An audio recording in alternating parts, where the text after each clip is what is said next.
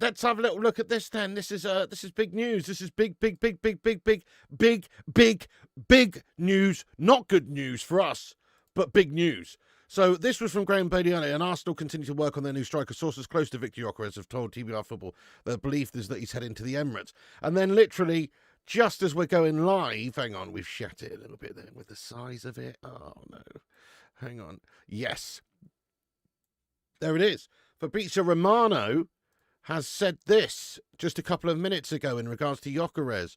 More on Viktor Gyokeres' big news. Gyökeres has reached total agreement with Arsenal on contract terms and informed Sporting of his desire to join Arsenal. Piss off, Victor. No intention to discuss other options, only to proceed with Arsenal as soon as possible. Deal well underway. Wow. I mean, that's big, isn't it? That's fucking big news, guys. That's absolutely gash, actually. I better put that in my title. Gyökeres to Arsenal. Yes. Oh, fucking hell. Mate, they're going to cook this season, aren't they? To be fair, they are going to bloody cook this season. What are we going to be cooking? We're going to be cooking a fucking little chef, big buster breakfast. You know, some fucking absolute shite motorway guff. They're going to be fine dining at some gourmet Michelin star Salt Bay flake on your fucking steak restaurants.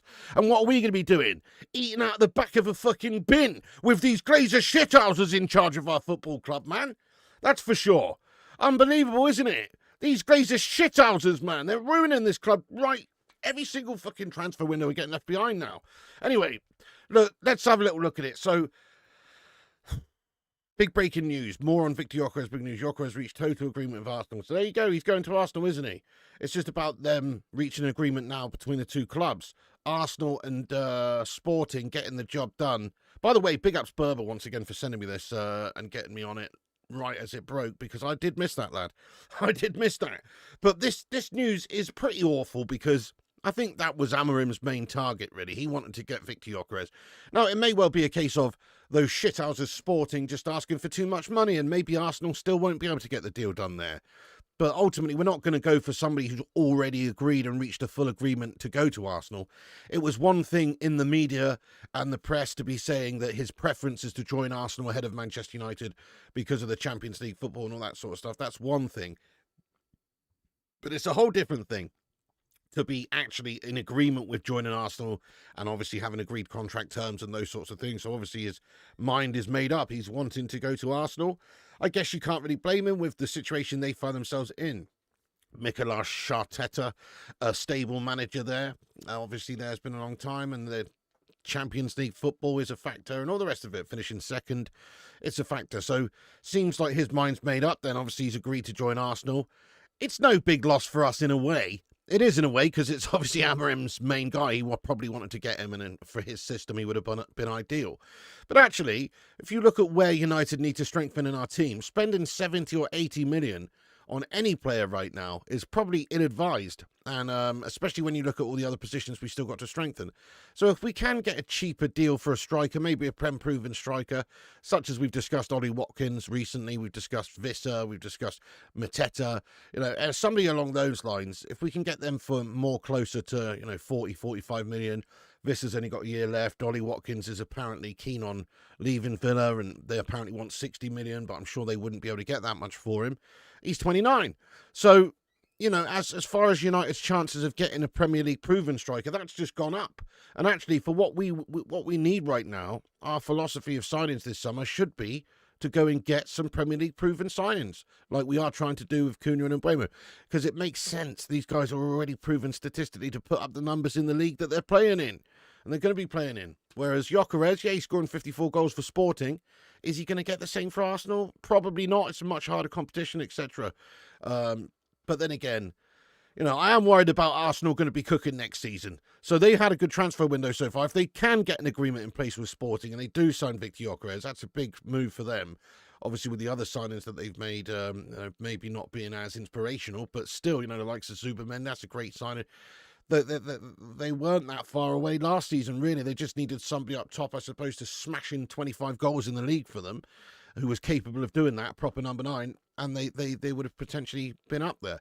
So again, this season, it's looking like it's a 3-horse race so far with the upcoming season based on the transfer window activities at this moment in time. Obviously, that could change if there's any business done by other teams, such as these Melts United, who can't seem to get any deals done. But I'd have to say the top 3 next season, it's shaping up to be a City, Liverpool, Arsenal gunfight, isn't it? It really is. It's interesting because they've all strengthened. They've all got some big players. If Arsenal do get Gyökeres, which they haven't yet, but it seems like they've got an agreement in place with the player. If they do get him, then obviously they're going to have the goals up there, you would think. They didn't have too many vulnerabilities last season. They just needed to find a proper number 9. And if they get that number 9, they'll be up there. Liverpool, they won the league and they've strengthened arguably the best out of most teams. You know, they've really have signed a few really good players like Gyökeres and Frimpong and Wirtz and these guys, big investments. And they're not finished yet. And Man City, with the likes of Nori and Cherky and all these sorts of guys, you know, they're not finished yet either. That's the gash thing. It's like we have truly been left massively behind already in this window with just the Cunha signing. So it's frigging embarrassing, really, that we still haven't got this Bryan Mbeumo deal done. The saga continues. It's going on and on and on and on and on. Just get the bloody deal done. Get it announced. We're actually getting embarrassed now in this transfer window. Other clubs are getting these agreements. Other clubs are signing all these players. We've got one guy, okay, Diego Leon. Come on, that was arranged a bloody year ago. I don't even count that signing. And he's a youngster who's going to have to break his way into the side anyway. He's hopefully going to be a great player. But come on, I didn't even count that. That was already done previously, right? So Diego Leon, yeah, nice one. And obviously Mateus Cunha. That's not enough. That's not enough. Amorim's feeding off scraps going into the pre-season with these couple of signings coming in. Obviously, we have to try and get him a couple more before that plane leaves. So Mbeumo has to be done in the next friggin' 24 hours, or I'm going to shit a brick. And I'm sure so many of you are as well, and I'm sure the manager will be. Because goodness me, pre-season's starting. We need to get this lad in. We need to start building on, you know, the squad for improvements elsewhere as well. Get other players in. Oh, fucking hell. So there you go. Arsenal making some strides. Arsenal making some moves. That's big news on Gyökeres. He's reached a total agreement with Arsenal on contract terms and informed Sporting about his desire to join. So we are seriously left out. Don't say that. Don't say that, Carlos. Calvert-Lewin incoming. Don't say that, mate. It's such a Glazer shithouse signing. But don't say that, mate, please. I could picture us doing something horrendous like that. That would truly show you the ambition of these Melts, wouldn't it? But anyway, no, we can't do that, mate. We've got to go big or go home.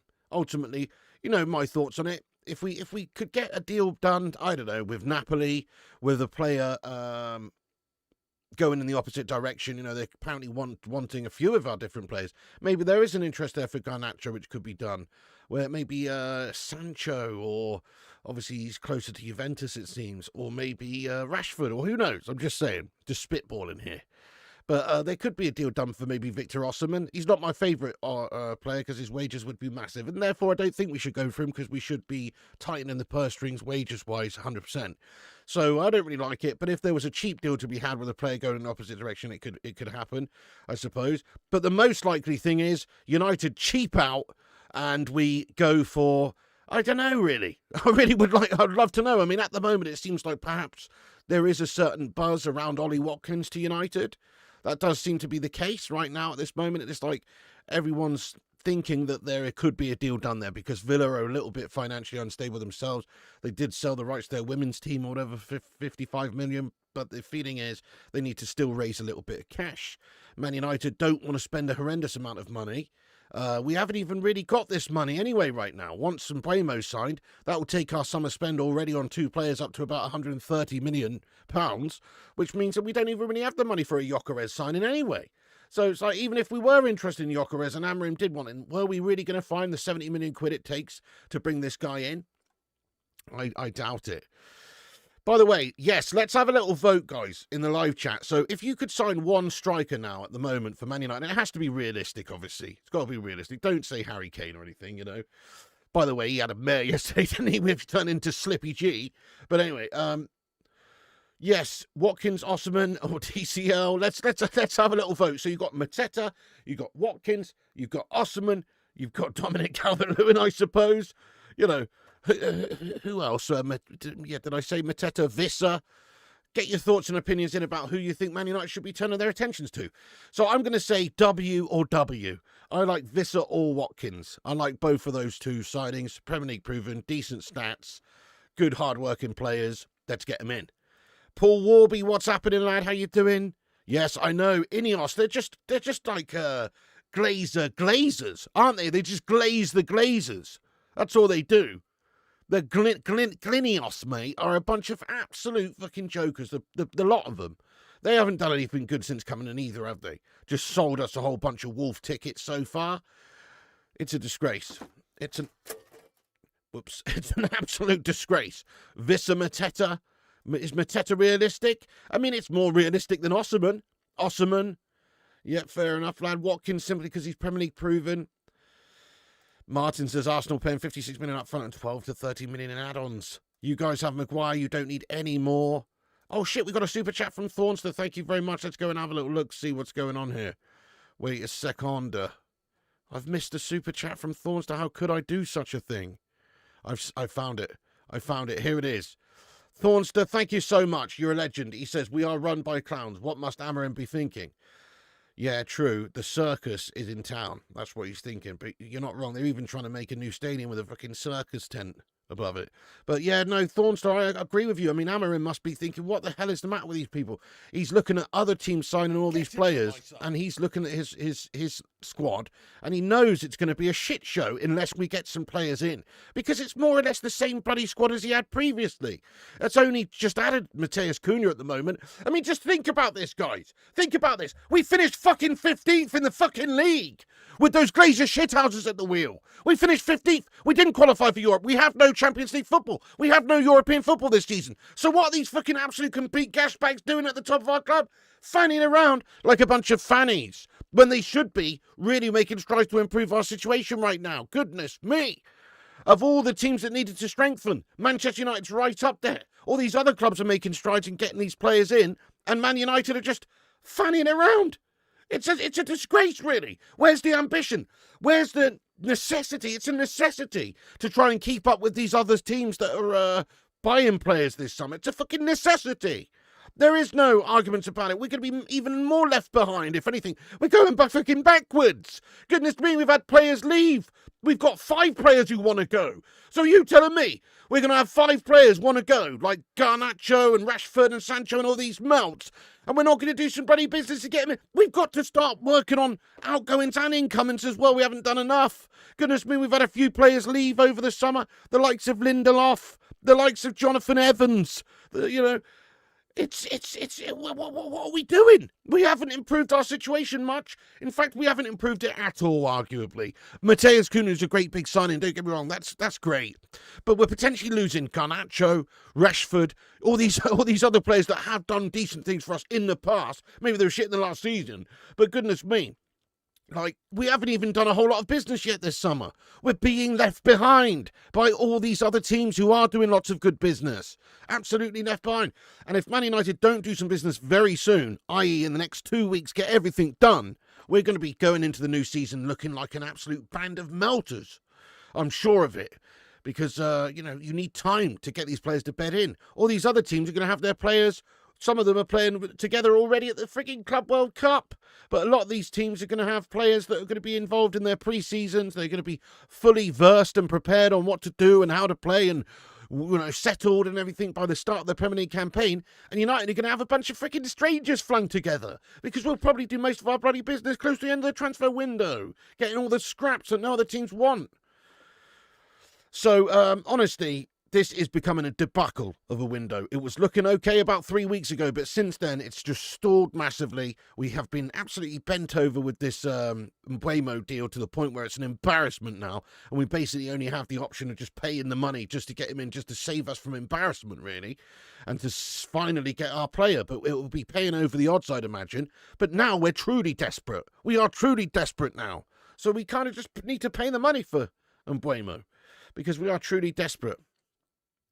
We've got a lot of players that we could sign as a striker option. It doesn't have to be Gyökeres. This is big news that's just come out, and obviously it's annoying, and I bet Amorim's not happy about it, because I'm sure Amorim would have made him his big target this summer. We know that there was conversations that were taking place at the start of the window there, and he would have wanted him because he was a big player for him over at Sporting. He's had a hand in his development. But you know what? I'm not worried about this fucking absolute, complete, bloody, bang average, pound land looking Zlatan. or whatever, Swedish friend. I'm not that bothered about him. Last time he was in English football, he was shite, mate. Yeah, that's right. Oh, what's that? He's gone over to and done well in the Portuguese league. Oh, okay, well, that's cool. But it's not one of the best leagues in the world, is it? So you know what? This guy's probably going to end up being a melt in the Premier League. That's right, there I said it. Nah, he's not, is he? He's not, is he? He's a quality. He seems quality. He's going to be good. He's going to be good for them, I'd imagine. But we were still hoping that maybe Sesko was going to be the one for Arsenal. But if they've reached an agreement with terms of the player and everything, then it's likely that this deal is going to be reached soon. Sporting looking for big money, but they probably will have to settle for 70 to 75 million euros. You know, which is around 60 to 65 million pounds. It's not an insane amount of money in this current market for a team like Arsenal to be paying for another new number 9, is it? Exactly. Gyökeres never wanted us. I know. We're just not in the running. Perhaps if we'd have won that Europa League trophy, you know, you can say the last 3 seasons we've got 3 trophies. Yes, we might not be high up there in the league, but 3 seasons, 3 trophies. What more do you want? We're a trophy-winning side. We're in the Champions League next season. We've got your favourite manager there. You know, the Champions League loss of football there was a big factor. And also, yeah, Arsenal just in a better position than us right now. Superstar, thank you so much, Superstar, by the way, you superstar, for getting in here raw, lad. And gifting out 5 members on the channel. Thank you so much, Superstar. Get some love-ins for Superstar. And if you're one of the lucky ones like Robbie James, make sure you give him a big thank you. Thank you so much for that, Superstar, you legend. Thornster says, Barada, what plan exactly do you have? Relegate us. I'd love to know as well. I'd love to know. Let's cover the rest of the sort of news that I've got here, guys. We are going to have a bit of a Q&A and stuff. We've just smashed 100 likes, by the way. Thank you, everyone who's hit the like button. If you're just getting in, do us a favour, twat the like on it. Give us a massive like spike. That helps the channel out. It's free. Help us boost up on the old algorithm. You know it makes sense. Also, hit the subscribe button if you're new to the channel and have your say in the chat. Get involved. Oh, it's piss poor, isn't it, Chocker? That's it. If you're a manager, you just want your team together and settled for pre-season so you can work on things. That's all you want. You don't want to go into the new season without having them, you know, settled and playing together and understanding their roles and even just getting that friendship and understanding together with their teammates, etc. You know, and just settling in geographically, settling in personally with the teammates and all that sort of stuff. It's something that you have to factor in. You have to give them time to do that. You can't just expect someone to come in off their holidays a month later, just as the Premier League started, or even after it's bloody started, and be ready to come and slot straight in. It's not how it works. You need to work on things. This is what we didn't do. Most seasons, we don't have a good pre-season. We don't sign the players early enough to have a good pre-season. Chelsea's another one. Chelsea's another one, aren't they? And they're not done yet, mate. Chelsea's another one, Santos, going for signings, getting players. I mean, we're talking about paying too much, maybe 70 million for Mbeumo. Bloody hell, they're paying 50 million for Gittins. Do you know what I mean? Which is big money. It's big money for a player who's never played for his country or anything. Roadblock says you already got the scraps that nobody else wants. Oh, well, that's because we signed the absolute melters scraps to begin with. And we've got them on big money, so nobody wants them. I mean, that's a fair point. I know they've just completed the signing of Zubimendi also. Yep, saw that earlier as well. Arsenal honestly doing well now. Zubimendi is a great pickup for them. Gyökeres will be a great pickup for them. These are the sorts of big top players that the top European teams need to sign. Man United, what are we going to be doing? Probably getting in frickin' Wilfred Ndidi from Leicester City, who just got friggin' relegated. And going and get, I don't know, Dominic Calvert-Lewin up there as well. Mr. Old Injury Chops himself. 1 in 4 merchant. That's probably what's going to happen. We'll probably have Andre Onana starting in goals for the next season as well. Could you imagine this? You want to know the Mbeumo latest? Let's get stuck into the Mbeumo latest. Let's get stuck into it. The Mbeumo latest, it's a fucking debacle. That's what the Mbeumo latest is. The saga's still going on. This is from Graham Bailey this morning, though, that says that Bryan Mbeumo to United could be finalised by the end of Monday. And Mbeumo has made it clear he does not want to return to Brentford. Look, we know the situation, guys. They've apparently said he'd be happy to stay there and play. That's bullshit poppycock hearsay just to cause waves. That's all that is. And Mbeumo wants to go and get 4 times the amount of money he's currently getting paid, and he's playing at a friggin' leisure centre at the moment. He could go play at the Theatre of Dreams. Of course he wants to go. Of course he freaking wants to go. Man United's 10 times as big a club as Brentford, even 20 times. It's obscene. So Mbeumo to United definitely is on. It's on, guys. It's on. But we've been talking about this being on for a friggin' month. You know, so these guys just need to get it done now. But actually, it does seem like, obviously, over the next 24, 48 hours, you would think, and we've been saying that for 3 weeks, you would think that this deal is going to get wrapped up. We've had a couple of bids rejected. It's not that far away. We're desperate now. They know we're desperate, and we're getting more desperate by the hour. So we kind of just need to pay the money, in all fairness. Yes, okay, we might be able to get a little bit off the deal. They want 70, apparently. If we can get him for 65 up front, all of it up front, just get him in. If we have to pay 60 plus 7.5 down the line, just get him in. You know, it's like, surely we can shave a little bit off of that 70 million. But even if we can't, we just need to take it right now, really. We just need to take it. It's only going to be a few million extra than what we were going to pay anyway. Yes, it's an embarrassment. Yes, it's too much money. Yes, that few extra £1 million could be used, I guess, elsewhere in the squad. But goodness me, we actually do just need to pay the money now because we're being embarrassed in the transfer window. And I worry for Amorim. You know, it's not about the saving £5 million anymore. It's about giving Amorim what he needs and the time that he needs to work with these players in order to prepare properly for the pre-season. That's what it's about. So it's not even anything to do with saving money to me. It's about giving the manager the best tools to do the job and letting him do it in good time. Which means you have to just pay the cash and get him in the next few days, you twats. Goodness me. Seriously. That's all you have to do is just get the deal done now. Get him in. You know, wages have already been sorted out. Personal terms agreed. He's keen on it. He wants to join. He's desperate to join. He's not going to play for Brentford again. We're going to have to just pay the money now. So there you go. And guess what? Man United could have just paid this money about a month ago, probably, because Brentford have their asking price of 70 million quid. And we've fannied around like a bunch of fannies for months and just basically had a couple of bids rejected, trying to squeeze them down. They're not to be squeezed. They don't seem to want to be squeezed too much. And ultimately, it might save us a couple of £1 million, but what's it going to have cost us? Will it have cost us time and valuable time to prepare for the season? Will it have cost us the ability to maybe entice one or two other players to come into the team as well? Think about that the last couple of weeks. If United had signed Mbeumo and Kuna right at the start of the window, both of them, then maybe other players look around, not saying Gyökeres, but just other players look around going, oh, United are actually making some strides in this transfer window. Yeah, okay, I'd be more inclined to join them now, seeing as they're actually investing and actually going for it and trying to... But no, we're being left behind. It's the other clubs that are doing the business, the Chelseas, the Arsenals, the Liverpools, the Man Cities. It's all these shithouse big clubs that are doing the business, and we're supposed to be one of those big clubs, but we're not acting like it. We are truly acting like a mid-table side these days. We've not just been playing like it and finishing even in the lower part of the table, but we've actually been acting like a mid-table side because of our owners, because of the way they run things, because of their lack of ambition, the lack of investment, always trying to scrimp and save every which way they possibly can. Unbelievably neglected is the words for Manchester United's team and club in general. And Amorim's already feeling that neglect.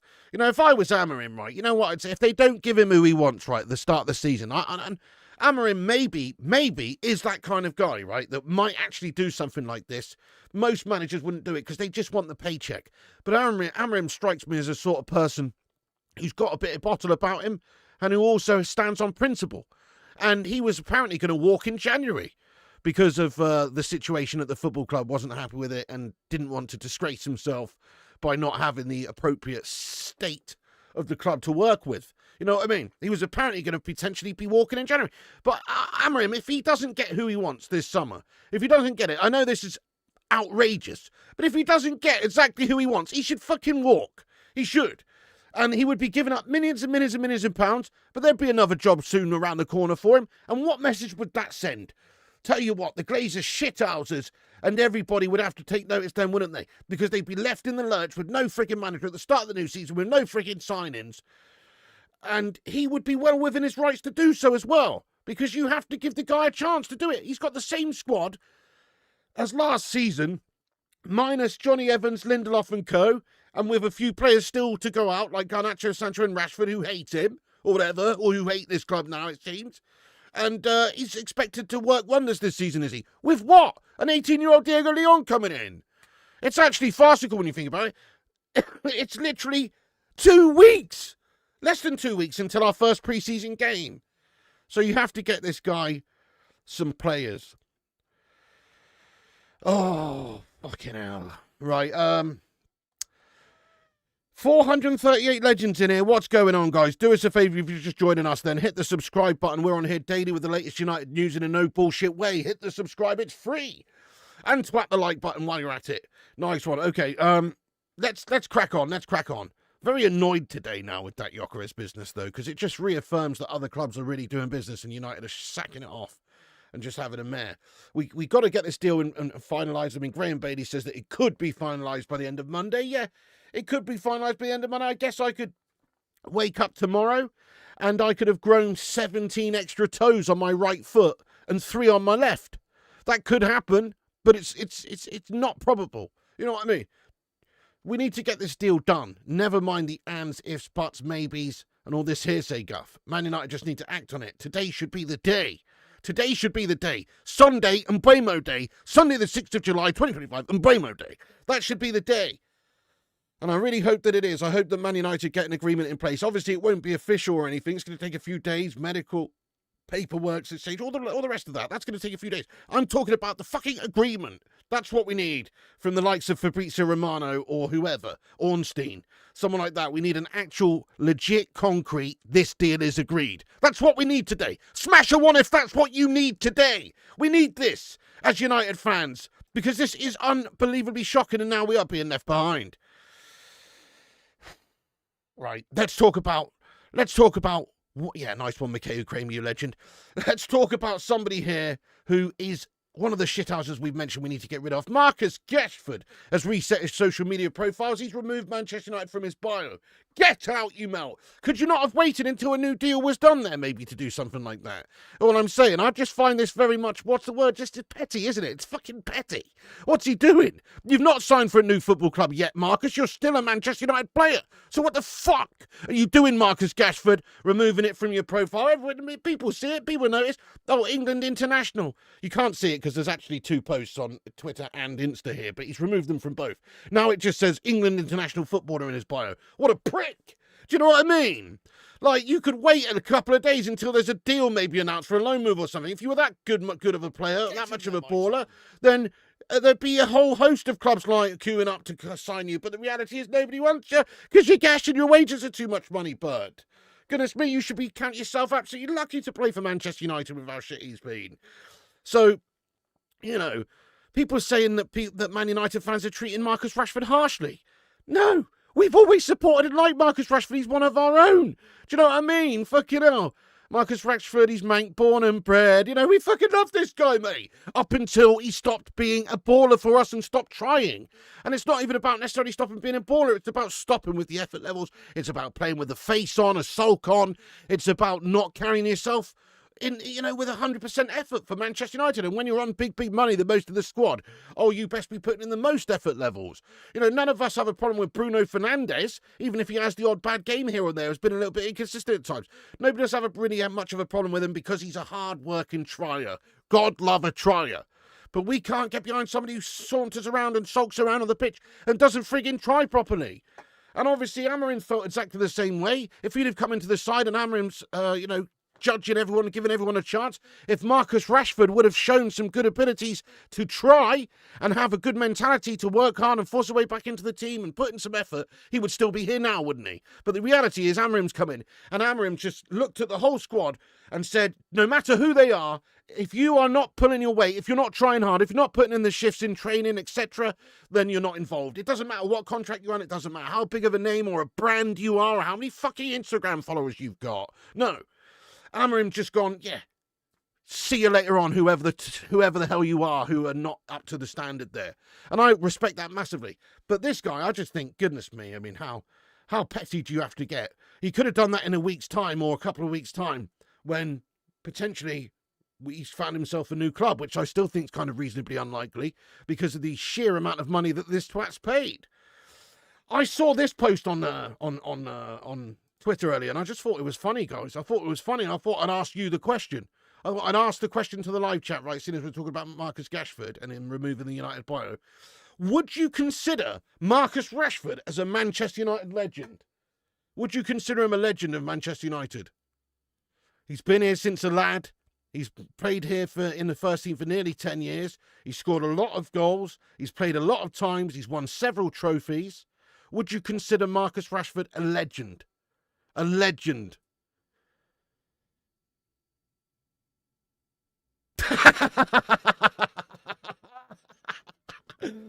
What a fucking ridiculous question. Of course he's not a legend, guys. Of course he's not a legend. You know, legend is reserved for the likes of frickin' Roy Keane and Paul Scholes, David Beckham. Fucking hell. You know, real legends of this football club. Wayne Rooney, Peter Schmeichel, Dennis Irwin, Rio Ferdinand, Nemanja Vidic. Fucking hell. You know, Giggsy. These are real legends of this football club. Real legends of this football club. This guy, in the grand scheme of things, in the pyramid of great Manchester United footballers, he is somewhere closer to the middle to bottom. I would say middle at best. You know what I mean? He's bang bloody average for us over the years, guys. And thank you for your service at times, Rashford. But ultimately, his attitude is what's disheartened the fan base in regards to him. It's what's made the fan base cold to him. It's not because we're just picking on Marcus Rashford. No, it's because your attitude stinks, Marcus, when it comes to playing for United on the pitch and clearly in training and stuff as well. So I just wanted to ask the live chat there because I thought it was funny. I mean, where the word legend gets thrown around far too much these days anyway. But there's no way. There's just no way he is a legend. And look, previously he's done great things for us. Who could forget that season? Who could forget where he's Get in there, my son. Did he score 30 goals in all competitions and got like 11 assists or something? That's a great season, whoever you are. But that's one season, guys. Since then he's been shite. That was a few years ago. You know, you can't just be a one-season wonder, get a big contract and then fucking give up, which seems like is what he's done. Is just give up. Yeah, exactly. Rashford down tools and then started crying like his mate Jadon. Weak as piss, definitely. Yes, says Indy, you'd consider him a legend. No. Lol, not even a great. No. Yes, says King Walker, never, no. What the fuck question is that? Absolutely not. No, absolute crap IQ of cabbage. D-list player. No, of course not. Not at all. Hell no. I'm with you guys. I have to agree. I just don't think he's a legend of this football club. You know, you've got to do some more things. I mean, this has been a shit period of footballing, you know, sort of times for Manchester United in general over the last decade. And this is the Rashford era. We still managed to win a few trophies and stuff. Like, fair play to him. He's had some successes at United and he's had some good seasons. But he's certainly not a legend of this football club. We're going to sign Vardy. I mean, I wouldn't mind signing Vardy as a backup option, but up top there as the main guy, that would be crazy. 325 grand a week has turned him into a narcissistic brat. It's tragic, really. 15 million a year, just too much money for these young sport brats. They don't know they're born. Oh, Tommy Boyle, lad, tell me about it, lad. I know I miss the days when, you know, players were still earning a good, honest wage, you know, the 40s, the 50s, that sort of time period. You know, even the 60s, it wasn't ridiculous. It started to get pretty ridiculous around then, I guess, for the average person. You know, the Georgie Bests and the Charltons, I'm sure, were on big whack for back then. But ultimately, the game today is insane how much these players are paid. It just doesn't really add up, and it's insane. But you're right. I think when you give a player this too much money, unless they've got a really elite mentality, like a Cristiano Ronaldo, which they're few and far between, aren't they? Somebody with that much drive and determination to keep going even at 40. You have to admire it, and just his drive as a young player to make it as the best player in the world. He always believed he was the best player in the world. He always believed he could be the best player in the world, and he made all of the steps and did all of the steps and processes in order to actually be the best player in the world. He put in the effort, he took care of his body, worked ridiculously hard, harder than anyone else, and that's why he got to where he got to. But players like Sancho and Rashford and countless other players just get these big, fat, juicy money contracts and think that's it. Jobs are good, and now I'll retire at 31 with an extra 2 stone on my gut like Luke Shaw and Jadon Sancho and just sack it off. You know, be a pundit for some gas channel in America or something. You know what I mean? It's like, there you go. They just got, you're right. You're right, Tommy Ball, lad. They get so much too soon. It's ridiculous. Do you think United should bid for Kudu? I mean, if we can't get Mbeumo, I guess. But I don't think we should actually, no, because we're so close to getting this Mbeumo deal done. And if these guys can't get this deal done, it's just a joke. But obviously there is a chance they can't, and we might have to look elsewhere. Would rather keep Rashford than signing Calvert-Lewin, surely, says Eric. Well, yes, because Rashford's a better player than Calvert-Lewin in every measurable way. But Calvert-Lewin's an injury-prone melter. But that's you know, okay, yes, I guess Rashford would be better to keep. But you know what? Actually, no. Because Amorim doesn't want Rashford. Amorim had this assessment of Rashford that he's obviously not got the bottle to do the job required. He can't play in his system properly anyway. I guess he could play number 9, but he's not the best number 9. And also, his mentality's weak, and he's not a trier. He wouldn't be in this situation now if Amorim had come in. When Amorim came in, if Rashford had worked hard and got his head down, he would be probably in a very good position right now. Imagine what would have happened if he wasn't a shithouse, didn't go out on loan to Villa. I'll tell you exactly what would have happened. He would have been given the number 9 role for us for the remainder of the season from about Christmas on, when everybody realised that Gashmas Boylan is literally the worst striker in the history of this football club. And so Rashford would have been given the number 9. Rashford would have scored goals for us, and Rashford could have revitalised himself at Manchester United, even though we had a shit season. It wouldn't have been as shit as it was if we had his goals up top, because to be fair to him, even before he left, he scored a few goals. But Højlund was just completely gun-shy. You could have basically had a fucking lettuce up top, and it wouldn't have done much worse. But certainly Rashford would have scored more goals than Højlund playing at number 9. I'm sure of it. And if he'd have worked hard and tried hard and shown good effort levels, then Amorim would not have had a problem with him. It's not like Amorim's come in and gone, right, let's just... eeny, meeny, miny, mo, who are we going to let go? You can go to Villa, mate. No, that's not how it works. He's obviously shown himself to be a melter. That's what he's shown himself to be. Which is why Amorim's not seen the need to keep him, and for his mentality. It is shocking, isn't it? Yeah.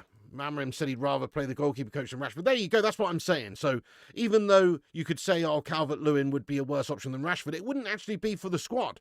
For the squad, Rashford is toxic. It has knock-on effects as well. Like, if you're undermining the manager like that, and then you are the guy getting selected in the team and playing for that manager, what does that say about that manager? It says that the manager's weak. What I like about Amorim is, regardless of the player, is he has laid the smack down, so to speak, since he's come in here. What about Thomas Partey? You might be able to get him on a free. He's going on a free transfer to JLFC, lad. So definitely not on that one there, Jeff Bezos. We definitely don't need another fucking Mason Greenwood situation on our hands. It's a big no from me, Carol, on that one. No, we're not actually getting Calvert-Lewin. Come on, guys. We're not actually going for Calvert-Lewin. This is just a ridiculous situation. We're not getting Calvert-Lewin. That would be insane. Jamie Riley, how you doing, Jamie, lad? Thanks, it's your boy Calv, for subscribing, by the way. Calv, lad, thanks for getting yourself subscribed to the channel. If you're new to the channel, like it's your boy Calv, consider hitting that subscribe button. We're on here daily with the Man United news. Get yourself subscribed. That's the red button down below that says subscribe there. It's red in case you can't read. And also, smash that like and get yourself involved. Right, let's continue. We've got a couple more little bits and bobs to discuss. If you've missed it, guys, the big news of today that's come out is not this. It's this. The big news that's come out today is in regards to Gyökeres having reached an agreement in terms of personal terms with Arsenal, a total agreement. And he's informed Arsenal of his desires to go, he's informed Sporting of his desires to go and play for Arsene Hollands. He has no intentions of discussing other options, as per reported by Fab. He only wants to proceed with the Arsenal move as soon as possible, deal well underway. So if you missed it, Gyökeres to Arsenal is indeed firmly on right now. It's horrible news for us, obviously, because he was a big target for Amorim, having previously coached him and working perfectly in the system that Amorim wants to play, and had a big hand probably in his development of him actually getting to this move. So it's a shame that Man United are just in such a toxic position that we couldn't entice somebody like Viktor Gyokeres right now, and that you wanted Arsenal. But ultimately, as I say, if he does want Arsenal, well, then he can go and suck an egg. Because I don't want somebody who'd rather play for Arsenal than us anyway, but I do understand why he would want to play for Arsenal instead of us right now. It's an absolute disgrace. Let me just have a look, see if there's any latest updates that have come through here during the live show in regards to any Man United players or any news. Ben Jacobs 8 minutes ago says that Arsenal were optimistic on reaching a fee for Viktor Gyokeres after agreeing a 5-year contract with a Sporting striker. Talks advancing quickly. Yep, Give Me Sport also reporting that Viktor Gyokeres have agreed a 5-year contract with Arsenal, with both clubs now working to finalise a fee. Gyokeres has told Sport he won't return to training as he wants the move. Oh, well, look, this increases the likelihood of us going for someone like Ollie Watkins now, doesn't it? Massively. That's what it really does. I mean, let me just pop this up on screen as well. This is the sort of the latest from Ben Jacobs there. A little bit more on the talks between the clubs, because obviously, you know, they've still got to reach an agreement. Just because the players reach an agreement with the club, this could still take ages. And it's on Arsenal to reach an agreement with Sporting, just like it's on Man United to reach an agreement with Brentford for Mbeumo. And Mbeumo's been wanting to come for ages now, and we've known that, but the reality is the clubs haven't reached an agreement. So it still could be held up a significant amount of time here if Arsenal cannot agree a fee for Gyökeres with Sporting. But at the moment, it does seem like it's highly possible. Ben Jacobs says that Arsenal are optimistic on reaching a fee for Viktor Gyokeres after agreeing a 5-year contract with the Sporting striker. Talks advanced quickly. Sporting are working towards an exit despite previous issues over a verbal pact allowing Gyökeres to leave, whereas Leipzig's price for long-standing target Benjamin Sesko is still deemed too high.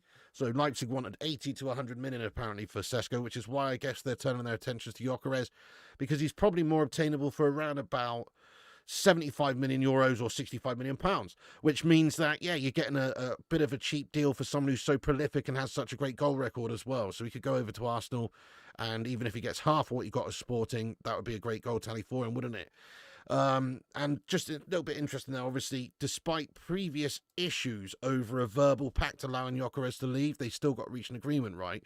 So we know that the situation there, or at least we've been told by reports from journalists, that there is an agreement in place. It's quite a complex agreement in place, actually, with the agent, the camp of Gyökeres, where if an offer comes in for 60 million euros, they are supposed to accept it due to this gentleman's agreement that they've had.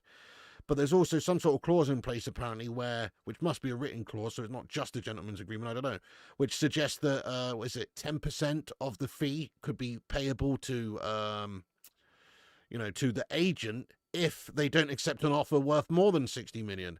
So say Arsenal were to offer 65 million euros, or 65 million whatever, then if they refuse to accept that deal, then they'd be liable to pay the agent 6.5 million euros, which is 10% of the fee that they rejected. That's apparently the clause that is there at the moment. So it sounds a bit crazy and airy-fairy, but apparently that's true. Apparently, if they reject a deal over 60 million, which is the gentleman's agreement price, then they have to fork out 10% of the rejected fee to the agent as compensation. So, let's face it, if that's true and that's factored in, then maybe a £65 million offer is just enough to get the deal done, because they don't want to be paying anybody else out, do they? Walk away from Mbeumo deal. Brentford's asking too much. A week ago I'd have said the same, Mike, if they were really asking too much. But, we are caught between a rock and a hard place right now, lad. What do we do if we walk away? Then we've got to start negotiations for another signing. Somebody like, who knows, a striker, or it could be still another sort of player to play coming number 10 for us. Maybe we look at someone like a Clivert type player, whoever, who knows. Or we look at a striker. But if we start doing that now to get someone instead of Mbeumo, then that could take weeks. That has the potential to take weeks as well. I mean, you would hope that United are working on other signings behind the scenes anyway, just in case. That's what you would hope. And, it's not just number 10s that we need. We don't even really need number 10s. We've gone over this. We signed Cunha now, and we kept Bruno. We don't even necessarily need number 10s. Maybe a number 6, spending the money on a number 6 makes a bit more sense. So I understand why you would say walk away from it. But also, this deal's so close to getting done. We are just, at the most, about 5 million apart, maybe. 5 million apart. At this stage, I think it's better for United and for Amorim to just pay the money and get him in. Just pay the money. I would have said walk away a couple of weeks ago, because it's just too much. It is a bit too much. We are getting bent over. But, Amorim's going to get even more bent over if he hasn't got the squad to work with for pre-season. So I think it's imperative we just pay the money and get him in. I really do now. And then we can start working on outgoings. And if we've got any bollocks about us, we will be able to sell a few players. If they have any bollocks about them further than that, they'll be able to sign a couple of players after selling a few players. So, it's... Oh, hang on a second. We've got another report here from Fabi Romano. Let's have a little look at this. We missed this one, I think, from a short while ago. Maybe I was just waffling on, I don't know. But let's get this up as well. So this is another bit of an update here, which just says that Arsenal are now getting close to signing Viktor Gyokeres. After new round of talks in recent hours, Gyökeres will not return for training at Sporting as he's fully focused on leaving the club. Arsenal are now advancing. Nothing done yet, but discussions underway. So they're making their move. That's it. They're making their move. They're going for it. And they're going to get him, aren't they? They're going to get him. And that's a bit of a sad loss, really, for us, because it's Amorim's probably #1 striker target. We don't know that. We're not in Amorim's head. But when you think about him coming from Sporting and just how prolific this striker was for him and continued to be after he left, you would imagine that Amorim would want him at the club. So he'll be gutted. He'll be gutted that Gyökeres is going to not just a different team, but also a Premier League rival. Like, he will be gutted, mate. You know Amorim's fuming. That's it. We have to just give Amorim what he needs now. So sign him a new striker. Yes, I like that as well. Visser, lad. 1 year left on his contract. They do have an option for another year. But because of the deal that he's on, it's not a huge amount of money. And also because of the year left on his contract, that means that United could get him for not an insane amount of cash. And if they did put the feelers out there and obviously agree personal terms or whatever, then I'm sorry to say, but he would want to leave Brentford because Brentford's just nowhere near as big a club as United, so he could force a move. So I think United should focus on the likes of Visser, but if not, then Ollie Watkins definitely be a good signing. Oh, it's a fucking debacle, isn't it? You know who we should go for as well? This lad, Dumfries. But City are the team that are showing most interest in him at the moment. He has a €25 million release clause valid until mid-July. If we have any bollocks about us, we'll go for him as well because he's cheap. Goodness me, you at least got to try. Okay, right, anyway, listen, guys, let's get stuck into the live chat for a bit here. Thank you, everyone, for listening to me waffle on. We're going to continue the show for a good long while, though. Get your thoughts and opinions in. It's Q&A time. Have your say in the live chat. Smash the like, smash the subscribe. You can repost us on X. I'm going to shout out everyone who's reposted us on X there using the link at the top of the chat very shortly, and we'll do a quick rundown of everything we've discussed, then we'll get into the chat. So, thank you to the 8 legends that have reposted us on X. I want to shout out to you guys. John Boy Cat, Berber, Jordan Wall, Jarvis Cocker, Chris Bamo, United Flying High, Kieran, Aaron. Yes, lads, and everybody else as well. Get the fuck in there. Thank you very much for sharing us around there, guys. Yep, Dumfries is better than Dallo. 100% he is. 100%. Dumfries straight swap for Walker. It's a disgrace. Right, I'm just going to run down everything we've discussed very quickly for anybody who's just joining the stream. Then we're going to get into the chat. A couple of things I haven't even discussed as well. We're still in for Richard Rios, apparently. Sancho to Juventus, is still on, but still it's going to come down to finances. The big news of the day, really, is just in regards to Gyökeres. Arsenal now getting closer to signing Viktor Gyokeres. They've reached personal terms with him, an agreement on personal terms, and now they're trying to work on an agreement between the clubs to get a deal reached with Sporting. Graham Bailey said that they're working on it. They're close as well. We've talked about Rashford removing his... removing Manchester United from his bios on all his social media platforms. What a disgrace and a nonsense. He's still a Manchester United player, but now he's just an England international footballer on his social media profiles. What a dirtbag. Come on, mate. You could have waited until you got a new deal to change it to FC Barcelona or FC fucking Bayern Munich or FC Kettering Town. Probably more appropriate once you sign for a new club. I'm like, oh no, we can't do that. And also, in regards to Mbeumo, Graham Bailey says that Bryan Mbeumo to United could be finalised by the end of Monday. And Mbeumo's made it clear he does not want to return to Brentford. That's basically it. We're still waiting. The saga continues. It's a disgrace. Pay the money and get it done. What the hell are we waiting for? Right, let's get stuck in. Let's get stuck into the live chat then, guys. Have your say. Get your thoughts and opinions in. We'll keep that up there as the main headline, I guess. But get your thoughts and opinions in the live chat. Have your say. Let's be having you. Right, let's see what you guys are saying. Lots of legends in here today. Big ups to the live chat legends. Nearly 500 legends in here. Wow. Legends are in here. Nice, and we're only 37 subscribers away from 91.2k subs. Get yourself subscribed and click the bell icon so you don't miss anything. We'll cover all the breaking news on this channel. What Monday? That's a bloody good question there, Santos, mate. That's a bloody good question. The next bank holiday Monday, probably, which is probably not for a while, is it? We won't sign a big striker. This club is totally finished. The owners are doing nothing. There should be outrage in this fan base, but everyone sits back and does nothing. Well, I mean, short of, steaming over the hill with pitchforks and torches in hand, I don't know really what we can do, mate. We've just got to hope for these people in positions of power at United and the recruitment to get this job done. Rashford, what's your shirt number? Oh, exactly. He's got no shirt number, mate. Michael Clegg says, hey, Piggy, hope you're good. How many goals do you think Arsenal will score against United first of this season? I'm saying none. I think we'll beat them 2-0. Adam Butler says, swap Sancho and get Vlahovic. Yeah, you didn't think I was going to say that, did you, Michael, lad? I don't want to think about negative shit like that, Arsenal scoring goals against us, lad. End of the day, it's first game of the Premier League campaign. We can duff up Arsenal, lad, at home. Come on. One of the most anticipated transfer windows for me as Man United fan, and so far it's disastrous. Well said there, Evo. I was thinking that this is going to be one of the busiest transfer windows we've had for years, especially after the Cunha signing right at the start. I thought, there you go, we're actually at it this summer. We're at it. We're going to be doing business. But oh no, same old shit. Yet Berber says he's barely an England international. Southgate didn't pick him last 2 years. That's so true as well. Yeah, he's barely even fought his way back in. Tuchel's picked him because Tuchel's an incompetent himself. But in reality, Rashi should not be in the England setup based on form. He was pretty average for Villa, really. Okay, he was average to good, but he wasn't sensational. Disco Dave said this window really highlights how devastating finishing bottom half of the league is. Damn right. And as I said, it's all about the missing out in the Champions League as well. Like, even if we'd have finished 17th, it wouldn't have mattered so much if we'd have won the Champions League spot by winning the Europa League. We'd have won a trophy, we'd have won 3 trophies in 3 years, and we'd have had European football.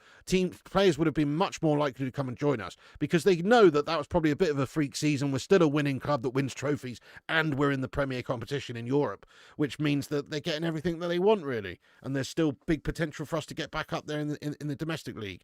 So, yeah, we would have done a lot better. We missed out on that, and that's cost us as well. Not just the league position. That definitely hurts big time because that shows you, really, over the course of a 38-game season where you're at. But there's extenuating circumstances for that, really. You know, Ten Hag spending loads of money on shit players, leaving us mid-season, Amorim coming in mid-season, changing the formation, trying to change everything, getting rid of players on loan, and we didn't replace them. You know, all the rest of it. There's lots of reasons. So I don't think we're a 15th place side, in all honesty. We were last season based on how we did and how we played. That's justified. But right now, you know, going into the next season, it would be crazy to think we're going to finish 15th again. Mbeumo forcing a leave is a plus. Yes, absolutely. Ineos changing nothing. Where's G-Wolf with his faith? Well, you've got to admire the optimism, but right now, nothing's happened with these Ineos melts. You would just give Brentford the money and get this over. Same here, Steve. Same here. I didn't think I would say that, but same here. After seeing all these other clubs reaching agreements and getting deals done, I feel exactly the same as you. Like, we just got to pay the money and get the guy in now. Otherwise, we're going to be even left further behind. And actually, I just worry mainly about Amorim's preparations for the season. You know, that's what I mainly worry about. I think he needs the tools to do the job, and he doesn't have them at the moment. He's got a weaker squad than last year, arguably, because there's 5 players want to go. 5 players like Garnacho and Sancho and Rashford and Anthony and all these guys. Hoyland, maybe. There's lots of players want to go. And all we've done is lose players and sign one proper first-teamer at the moment. You thought the point was getting Mbeumo on the first day for exactly their thoughts, or exactly get him in for pre-season, which, when is that? It's the 7th, isn't it? Tomorrow is the first day. Is it Monday the 7th? I believe it's the first day that training begins officially, isn't it? Which is tomorrow. And so he's not going to be there. But really, we have to get these guys on board the plane for the tour, because the first game's against Leeds on the 19th of July, which is less than 2 weeks. That's the last chance, Salou, to get them in there. Ideally, you'd get them in there working on the training ground, you know, at Carrington, all this sort of stuff, get him in there, working on the sports science, working on the tactics, working on all that sort of stuff, you know, before you go to America. That's what a proper club would have done. But oh no, we're too dense for that, so now we've got to play catch up. But as long as they're there before the plane leaves, I guess it's not the end of the world. Abdul Karim says, so our rivals are getting all good stuff, and we're getting options like Calvert-Lewin and Watkins. Should have Bruno money, it would have helped.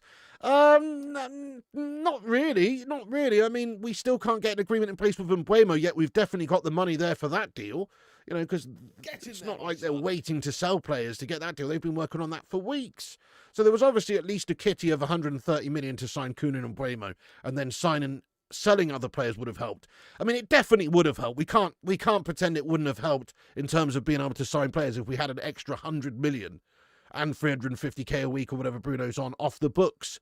It wouldn't, of course it would have helped. But what it wouldn't necessarily help is our actual team for next season. We wouldn't have had a proper captain. We'd have basically lost our best player, who is our best player. Still, Bruno is our best player. And we would have lost him. So yes, we'd have done well financially for an aging player, but we might have actually been a worse off outfit because of it. Because I don't trust Man United to spend the money well. I don't know about you. I do not trust us to spend the money well. And actually, in terms of Watkins, I actually think Watkins is a good option for Manchester United, personally. Much better than, you know, what we've had. Players like Gashmas Boyland. Could Gyökeres be covered for Arsenal to lower the asking price for Sesko? I guess, you know, Keanu. Wouldn't that be so harsh on Viktor Gyokeres? And also now he's put himself in the position where he really has shown which club he wants to play for. And so if Arsenal were to pull the plug on the deal and go and get Sesko instead, if Leipzig were to offer him then less, for less, then goodness me, that leaves Gyökeres in a horrible position because he's already said he doesn't want to go to sport. I don't see that happening because that's just ultimately horrible for the player. They've agreed personal terms and then they've gone elsewhere. But it does happen. It definitely does happen. So it could happen. And I guess Amorim would still want him, even though he will definitely wanted Arsenal. But it's unlikely. I think he's going there. I mean, they're in talks with Sporting at the moment. I guess Sporting could just want too much money. You can see us screwing up the Mbeumo deal, Piggy. I can too, Rob. I can too. I'm not believing it till it's done now, lad. But it's got to get done soon, surely. Pitchfork sounds good. Not one world-class striker at United. What the fuck are we doing? This is not United. Never known anything like it. Remember the good old days used to have 4. You're damn right, lad. Goodness, remember when we won the Champions League in 99? Goodness me, we had Solskjaer, Sheringham, Cole, York. Fucking hell, it was brilliant. Can we stop suggesting no news is due to Jota's situation? That's definitely not the case. I mean, I think that would have been the case on the actual day of the announcement with Jota. But there's no concerns days later that United are not announcing anything out of respect. That's not the case because it's a few days ago now, On the day, I said at the time it would be inappropriate and wrong to announce any Mbeumo deal or anything like that on that day. But not anymore, the transfer news is still going on, isn't it? Look at our signing compared to City, Liverpool, Arsenal. There's something fundamentally wrong going at United. It is, you've got to say it's the people, it's the higher-ups. It's the people in charge, It's the Wilcoxes and the Vivals and obviously the Glazers and the Ineos shithouses and all these people that are actually making decisions and trying to recruit players at our football ground. They're obviously not doing a good job. We've had people in the past that haven't done a good job, and so far it seems like, Barada's another one. You're starting to believe Amorim doesn't have Omar Barada and Ratcliffe's support. They should do everything they could to help him out. Precisely, that's it. Pay the extra few million, give the manager the tools he needs to do the job, and let's start planning for pre-season, but it's a disgrace. Douglas Luiz, I mean, I like Douglas Luiz. Yeah, I like Douglas Luiz. Depends on the price and the money's involved, but I like Douglas Luiz. You see many fan channels, yours and the United People's are the best news, a bit of banter optimism. One channel I'm not going to name. Oh, yeah. Thank you, Jaffa Ali. I appreciate you, Jaffa, lad. Yeah, legend. Man United Greek fan, blooming hell, we get the scraps. It badly annoys me. Slow like turtles. I'd rather watch grass grow than watch our board sign players. Man United Greek fan, you're a legend. Who scores more goals, Gyökeres or Watkins? I truly believe Watkins for us will be better. Do you know, Thornstein, I think so too. I think if we got Visser or Watkins, they arguably could get as many goals, if not more, than Gyökeres coming in anyway. Because as I said, it's a different sort of kettle of fish doing it in the Premier League. And go back 5 years when this guy was actually over here, he was shit. So, you know what I mean? Like, I'm with you. Obviously, he's developed and got a lot better, and now he's a border, his confidence, totally different player, whatever. Great. But also, Premier League proven stats are very important, lad. It means they can do it in the league. And this guy could come over and be a flop. You never know. If Arsenal pulled the plug and no player would want to come to Arsenal, no player would trust him. Yeah, exactly. It's too harsh on the player.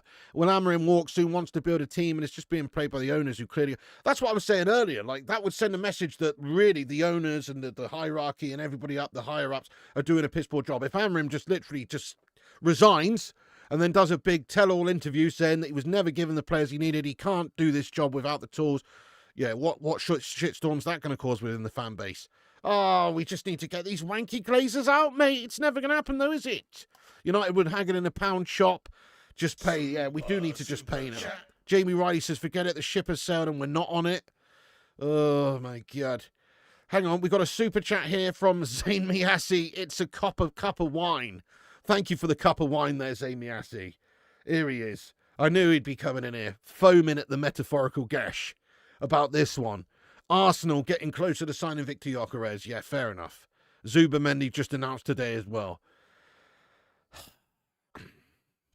I don't know what to say, Zane. You guys are actually doing well in the window. So's Chelsea, so's Liverpool, so's Man City.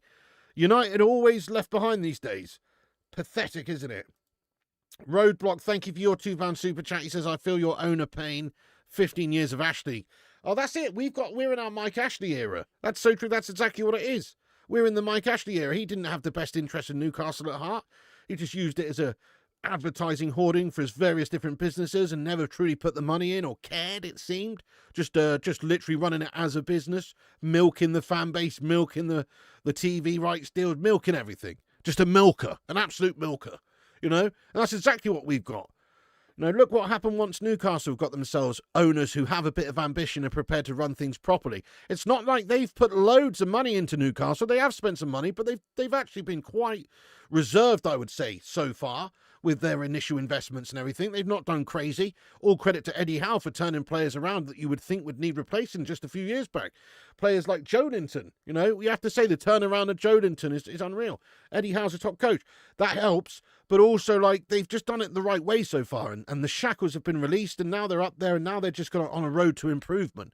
Next few years are probably looking very positive for a team like Newcastle. Whereas Man United, goodness me, we are always going to be in a situation where we're shackled until these owners are gone, until we've got proper ambitious owners.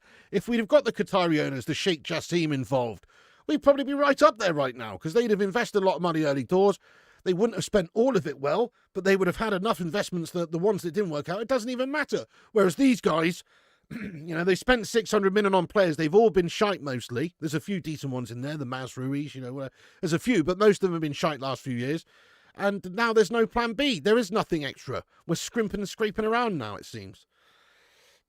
Thank you for that there, Roadblock, as well. What happens with Sesko? We should stay clear from that donkey striker. I don't want him, mate. I mean, he's young, he's decent, but ultimately he's going to cost too much money. Apparently Leipzig want 80 to 100 million. We should stay away from him. Look, I've been singing this from the rooftops all summer. We need Premier League proven players. We need to stick to that philosophy of getting Premier League proven players, and then we'll probably do quite well this season. We need to play the Moneyball tactics.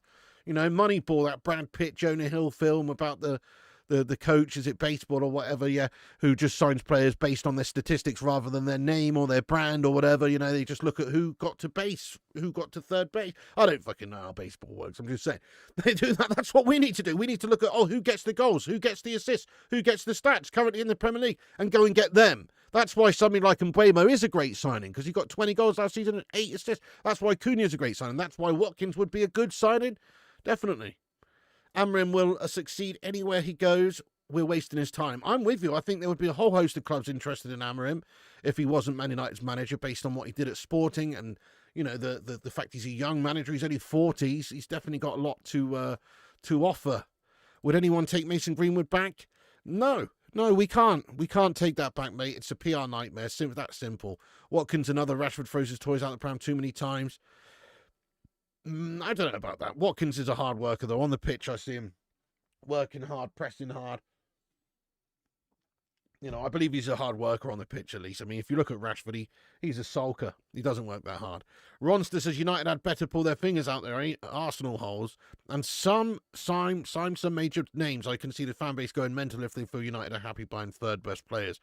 Yeah, definitely, Ronster, definitely that. I mean, the Mateus Cunha was a nice, ambitious signing. And Mbeumo, if you get it over the line, that's a nice, ambitious signing. But yes, we need more. We certainly need more.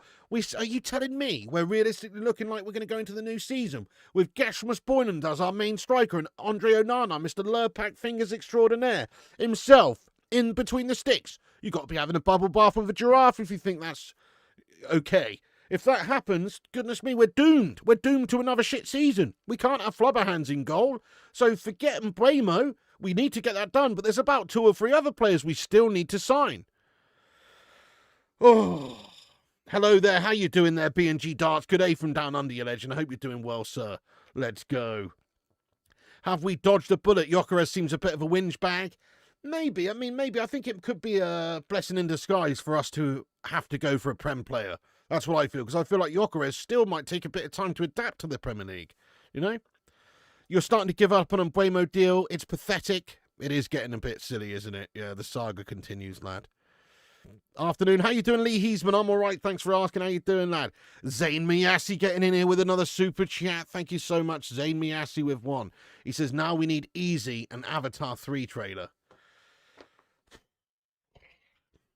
I mean, I don't think you're going to get Easy as well. I thought you were in for Madueke. That's what I heard last. How's that progressing then with the Madueke situation? Because obviously, you know, it seemed like you were getting another winger in there as well, Madueke. So what's happening there with that one, Zane? Do you know? Anyway, I don't know, but whatever. We're crap at selling players and buying. Yeah, selling is even harder than buying for us, it seems, yeah. You think we should focus on a replacement goalkeeper rather than a striker? Out of the two options, I agree, because I feel like we've got some goals in the team. If we get Mbeumo, if we get Cunha, I feel we've got some goals in the team. And the biggest problem area for us would be to strengthen that goalie position, because that's going to cost us 15 points a season having him in there. Gyökeres to Arsenal, here we go. Yeah, all right then, G. Is it? No. Let me know if it is. You know you don't want to hear it, Joe, but nothing will change while ever Bruno is the captain. The team will only have a beers as good as Bruno. I mean, Bruno is the best player we've got. Bruno would probably walk into most teams in the world. So I don't agree with that. I personally think Bruno's just one guy. Ultimately, if the team's amazing around him, we get some great players in there. You know, he is a great, passionate leader, works hard. Bruno is the least of our worries. Lee Heesman, good afternoon. How you doing, Lee? I've already said hello, haven't I? Boston, what's going on, lad? Welcome to Arsenal. Oh, my God. We went from Victor Osimhen to Ollie Watkins to Dominic Calvert. Damn, what's going on here? I don't believe the Dominic Calvert-Lewin link. Look, if that really does materialise and we're truly trying to sign him, then we are done as a club. We are finished. We are quite happy to be some sort of Ipswich Town milk team or something. You know, we will be a lower Prem side if we're acquiring players like Dominic Calvert-Lewin instead of going for players like, you know, Gyökeres or Osimhen or, you know, even Ollie Watkins and Mateta.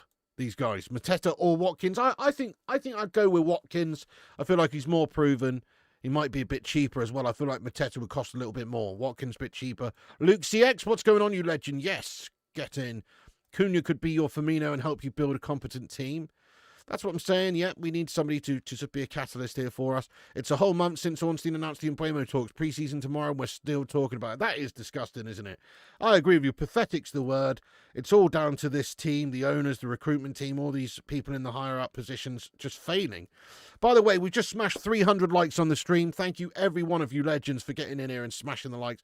Every little like helps the channel out. It helps us to compete with clickbait charlatans and corporation prats. So give us a massive like on the stream if you could. And also, if you're new here, we're on here daily, and we'll be on for another evening show tonight around about 10 p.m. UK time with the latest Man United transfer news and goings-on and news. So get yourself subscribed, click the bell icon, have your say, and get involved.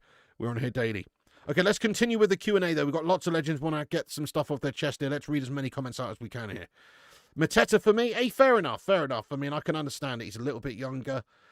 Is there any area of United's team you think is good enough for the next season? Yeah, I mean, the number 10s, you know, we've got even without signing Mbeumo. Honestly think we don't even really need Mbeumo. Mbeumo would be a great addition. He's better than what we got.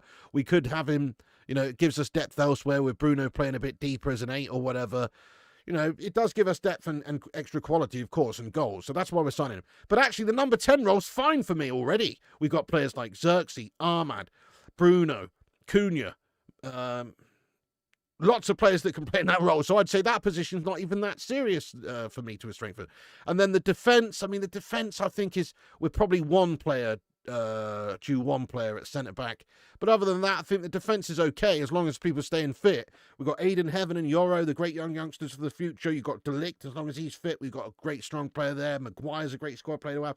You know, obviously, you've got Mazrui, who can play like right-sided centre-back or whatnot.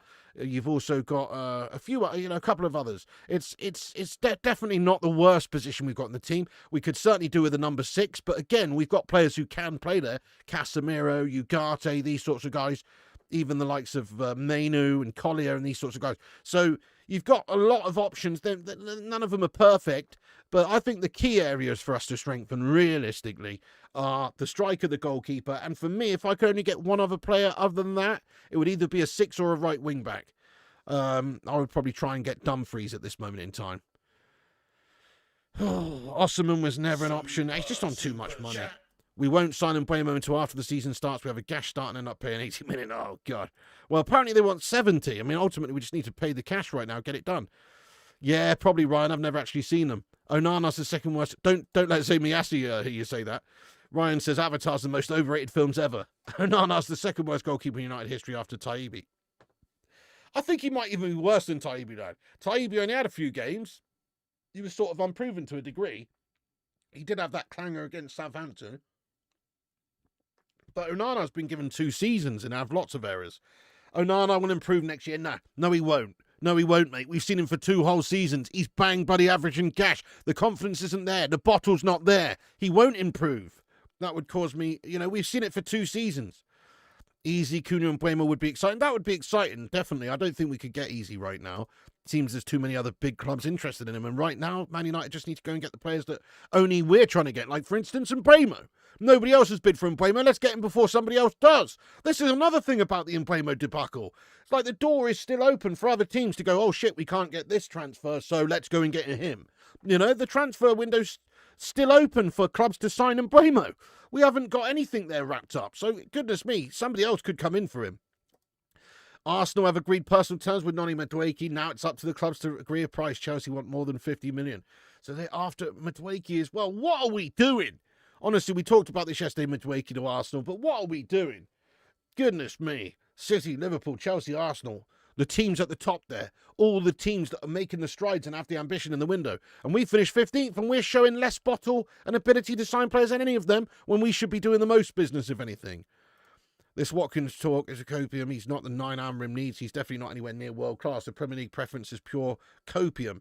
I disagree with you, G. You know, there's a lot to say for a player that can do it consistently for years in the Premier League. And if you look at his season just gone, I mean, he sort of fell out of favour, it seems, at the end of the season there with Emery, in my opinion. He wasn't playing all that much. But his overall contribution, he still got like 16 league goals, and the season before that, lad, he got a lot more than that in the 20s, didn't he? So I think it's a bit harsh. I think he would be a good option. He's certainly better than Højlund. We just need to try and incrementally improve, don't we? It's like United ain't even bothered about cheering us up with agreeing and Mbeumo. No good news in weeks, hit after hit. Exactly. Coming from a crap Sun Jenner. Well, there you go, Neil. I don't read the Sun. If Amorim starts Onana next season, he's signing his P45. Calvin's better off at Wrexham. You'd argue Onana's worse than Taibbi. He's cut the knees before. Well, I agree. I think because he's more proven to be worse over an extended period of time.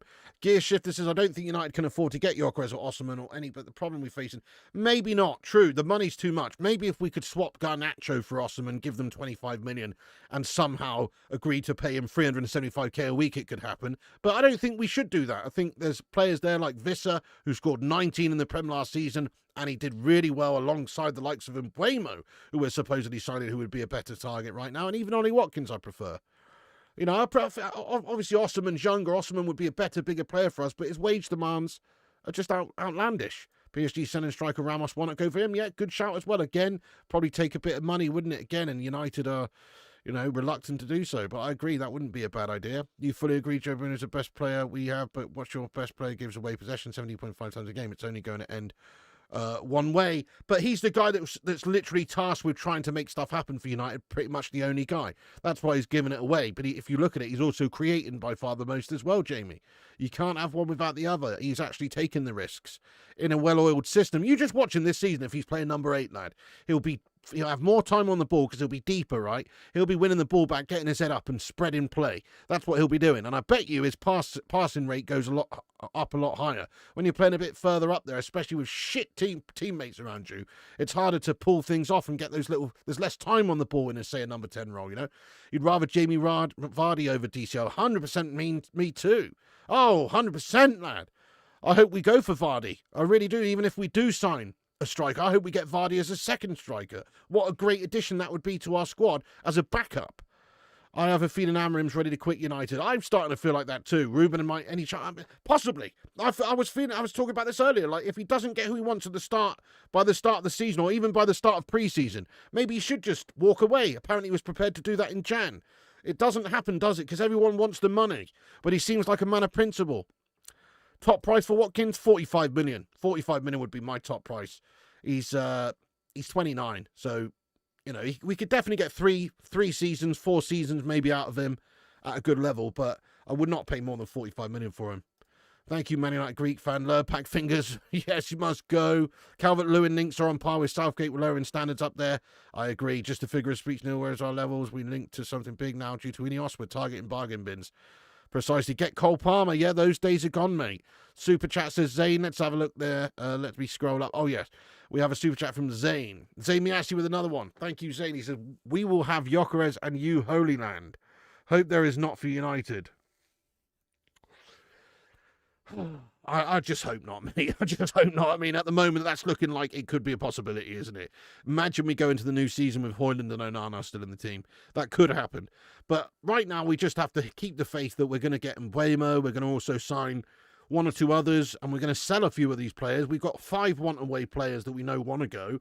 Players have taken their Man United out their bios and they're prepared to go and join other teams this summer. They've made their stances clear. They're not going to be coming back to train with us, it seems, because we're trying to work on getting rid of them. Especially players like Marcus Rashford. We've literally given his shirt number to Mateus Cunha, so he's definitely out the door. But just it's about how and where and how much for, etc. And will we be able to use that money and generate the cash to go and get somebody else to actually be a striker for us? That's a good question. I don't know. I mean, I am concerned. Obviously, you guys have strengthened massively. It's not even just Gyökeres. Yes, we'd have had Gyökeres in a heartbeat at United. Guess who else we would have had in a heartbeat? Zubimendi. We'd have definitely had Zubimendi. He's another good signing for you. That's it. The other teams, they're making good signings and we're not. Well, we've made one so far, but it's not enough. Aren't teams waiting to buy our players because the longer it goes on, more desperate we will be? Yeah, definitely. That's a good factor as well. 100%. That's it. We are in a shit position right now. We were signed at the time of the testimonial. Onana definitely cannot have another season like he's just had. I believe he's got the character to turn it around. I don't think he does, but we'll see. Honestly, if Amorim does stay, and if Amorim sticks with Onana, and it's not just a case of there not being any money available, but if he actually chooses to go into the next season with Onana as his goalie, then that's it. I question Amorim massively because that's insane in my book. If United don't sign 5 more players, they're looking at relegation fight given their current form, or certainly a few signings in the key areas we need to strengthen. You never thought you say give Maguire 1 more year. Well, mentality-wise, professionalism-wise, he's one of the better players, actually, mentality and professionalism-wise. Yeah, definitely need Mbeumo. Gyökeres, the answer, saying just like Aubameyang. What did you win, Yoda? Zane put down mummy's credit card. Onana has no confidence because of the shit defence in front of him. I think the defence have been quite good in front of him, Aaron. Last season, I don't really fault the defence that much. I honestly thought the defence was okay. The rest of the team is a problem. That we were struggled in the midfield a lot. We struggled up top, obviously. But I actually thought the defence was all right. Anyway, aside from that, even if he did have a shit defence in front of him, sometimes as a goalkeeper, it's a lot easier to look better when you're playing for a shit team with a shit defence in front of you. Trust me. I used to play for a team that was shit. And, we'd often get ripped apart and have to make 20 fucking saves a game. It gives you the opportunity to look good. Remember Jaskalainen at Bolton? I'm just saying, like this. If anything, he should look better. He should look better playing for a shitter team. We know it's not his fault when we get undone, and it's not his fault. What I'm referring to, the problems with Onana, is all the errors that he makes individually. Never mind his teammates. I'm talking about his individual errors. Oh, yeah, and Mbeumo only wants United, man. That's absolutely true. Bring out Timo Charter, he's our only hope. I will, VJ. We don't go to Arsenal fan challenge with fascination with us. There you go. We're miles behind, says Malps. No other clubs going anywhere near all these United signings. United still cannot get the deals done. Disgrace, isn't it, James? And the longer that we wait, the more likely that somebody does go in for them, I suppose. But also, probably nobody else is going to pay as much as we would anyway. Dark days ahead. Driverless club, yep. Ineos and Glazers out. Share, guys. Thank you, Ivor Lee. Appreciate that. Yeah, tell your granny about it. Get her to subscribe to the YouTube channel Flying Pig United, guys. We're on here with the United News. I'm just going to read a few more comments out, then we'll think about wrapping this up soon. But once again, thanks for joining. Watkins, a major upgrade? Definitely he is. Definitely. Always scouting, bringing in players to try to win things, breeding success. It feels like now like our strange business model gets in the way. Making the business successful on the pitch has gone. Yeah, definitely. Where's the emphasis of United producing our own talents as well? Onana has a very high save percentage. Ineos have really linked. Gyökeres coming in for phase 9 of Arteta's project. Phase 10, Arteta gets the sack. Let's go after Sesko. I'm not crazy about the Sesko signing. He's a lot of money as well. We're in cruise control till tomorrow. Don't want Bruno at 10. I think he'll play 8 for us if Mbeumo comes. Extremely uncomfortable even thinking of Liverpool signing more. I know, don't like they're still signing more players. Chelsea are too. Ineos have sunk in our club. Yep, Sesko's younger, more room to grow. I suppose Kingslayer, but he's also 80 to 100 million euros, apparently. United keep posting absolute crap on their social. I'd still rather Premier League proven players, what I'm saying. They don't give a shit, says Malps. Well said. Thank you, Neil Crode. We need a long-term vision for the club, not signing players on stupid contracts, being ruthless with players that don't cut it. Well said, Paul Warby, lad. How many defeats and bad performances does Amorim get before the panic sets in? Only a few months. He'll get a few months. If we're 15th after 3 months, he's probably getting sacked.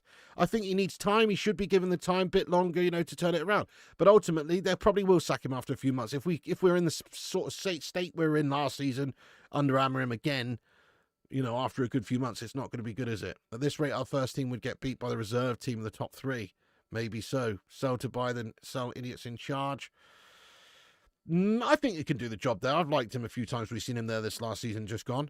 RK says it's all Glazer PR. They don't like to spend money at all. Taking over 1 billion themselves. Definitely scum pieces, lad. Kept us in loads of debt as well. Bruno would have 60 assists if he had a proper striker. I'm with you. Yep, Diego Luan absolutely looking like a good young signing, but still a lot to do. There is a FIFA stream tonight, lad. There is a FIFA stream tonight. It's already set up. Nice one, Zane. I missed that one. Oh, no, I didn't actually. I'm just catching up with the chat. There's a lot of comments coming in today, guys. I'm doing my best to try and read them all, but keep getting them in there. I'll stick around for another few minutes then. Rock of Bolton, thank you so much for the super chat. He says, bugger Calvert-Lewin incoming then, for fuck's sake. Nah, mate. I agree with what Berber said. Anyway, if we're going for a freebie, cheap siding, Vardy makes more sense anyway. This season will be absolute gashness. B&G, lad, there you go. Probably no one else willing to pay that much for Mbeumo. No, I doubt it. I think maybe clubs would be interested closer to 60 million, 55 million, but we're apparently going to be playing close to 70 million. So, yeah, they can see us coming a mile off. They know we're desperate. Yeah, hit the like button. Thank you, Lord Rodney. United need guys that have been through crap to get out of crap. Tough guys like Brian Robson. Yeah, good shout there, Dr. Johnny. We need some characters. Ollie Watkins not an answer to United. Sign Osserman. I prefer Watkins over Osserman, you know. Just because I feel like Osserman has the potential to derail the structure of things here. He's going to cost 75 million for a start. Then he's going to be wanting 350, 375,000 a week. You know, it's not a great precedent to set. So let's go Osserman, Watkins, do Duran, do Jamie back to front like a crisp bag. Piggy, what's going on, mate? We're getting left behind. I agree, Craig. It's just a disgrace. I've said it all myself as well today. We're just left behind, lad. That's exactly what's going on. Amorim, not the problem. Sporting were unbeaten in Europe while he was their quality manager, conned by the Glazers. Well said, RK. Completely agree. And if Amorim doesn't get who he wants, he should walk, because he's going to be made to look, not as competent if he doesn't get the players he wants. But it's not his fault. You can't expect him to have more or less the same team as last season and change the results. That would be insanity. Give Amorim enough time. Oh, you need that Nistelrooy centre-back SBC. Oh, shit, there's a Nistelrooy centre-back. I've just done the Berbatov one to get him to 97. FIFA stream, here we go. That's tonight there, top player. Yep. Who's winning the Premier League this season? I'll say Liverpool again, to be honest. But City and Arsenal both strengthened a lot. But I will have to say Liverpool, because they won it last season and they've signed a lot of good players as well. We can't sell anyone. We can't buy anyone. Yep, you think we'll do better this year? I hope so, bottom list. We can't do much worse. According to the current transfer season, we are doomed to relegation battle this season. Based on what we've done so far, it's going to be much more of the same as last season. I know, I would have gone for him as well, Adam. I think he just wanted quite a bit of money, but because he was free, it still wouldn't have been the most expensive deal. I'd have gone for him as well, Adam. Amorim will be gone by October. I hope not, lad. We need a good start. If Mbeumo gets done tonight, surely he'll be in training to Mars. It won't get done tonight, though, Thornster. That's the thing. It's going to be at least a few days from now. So it could be agreed. Let's say it's agreed today. Let's see it's even made official by Man United that they've got an agreement in place with Brentford. They still have to conduct a medical, and they won't get permission to conduct a medical from Brentford until they have reached an agreement on the fee, which they haven't yet. Well, at least we don't think they have. So it's going to take at least a couple of days before he could be in. Thank you so much, The Mustard. Yes, he's put a link to my gaming stream there. You're a legend, Mustard. Right, that is actually already set up for 10:49 tonight. So, yes, what I will do is I will pin it to the top of the live chat there. Do us the honour, guys, of subscribing to Flying Pig Gaming YouTube channel. We're on there for a big, meaty FC25 stream tonight.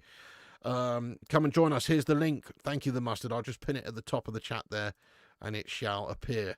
Please subscribe to Flying Pig Gaming if you haven't. And we're nearly at 350 likes on the stream today. Let's see if we can get 350 likes on the stream. Keep hitting the likes on it. Let's continue with this Q&A with you legends here. Yes, what did Nuke Riddler say? He said, well, Watkins for 2 to 3 seasons isn't too bad. We're not in a position to dictate what we want too much, but Watkins is proven. Spot on, Nuke. I mean, actually, Watkins would be a bit of a decent signing right now for a 15th place side. You know, to get a Premier League proven goal scorer in there. I'm with you. It's not going to set the world alight, is it? But it's a good, solid goal scorer, and ultimately in a year or two, we'd be looking to improve upon that further. But he could certainly be a good player for us for a couple of years. Nice one, Rob, Always United. Thank you for subscribing to my Flying Pig Gaming channel. Yes, there's a link there. You can go and smash a like on that stream as well. The Mustard says, we are Snail FC. Glazer mugs out. Jammy Jim out. Well said. Links. Can we get some Glazers outs in there, please? Goof, good afternoon, Pig. Is it official that Gyökeres has joined Arsenal? No, it's not official yet, mate. But they're getting closer to signing him. Unless something's happened in the last 15, 20 minutes while I've been rambling on here. Let me go and check the latest updates on X real quick, see if there's any journal updates. Nah, it's the same situation. They're close. They've reached a personal term agreement with the player, so that's not the issue. And Arsenal are now currently in contacts and negotiating with Sporting to try and reach an agreement financially there for the transfer fee. So that's where it's at, but they haven't got the here we go or it's not done just yet, no. Get the Glazers and Sir Rat out the club. Spot on. Remember when Mbeumo was supposed to be doing a medical, the good old days. I know, yeah. Well, that's it. There you go. I mean, a week or so ago, there was reports coming out that there would be an expected medical the start of this week, or was it last week even, you know? There was reports coming out that Man United were trying to agree the fee and then planning the medical. So it just hasn't materialised, has it? It's been quite embarrassing with how slow it's been since then. Yep, Watkins for 3 years with Cheeto as a younger striker sounds fine. Yep, and get rid of Hornan and sign Vardy on a free.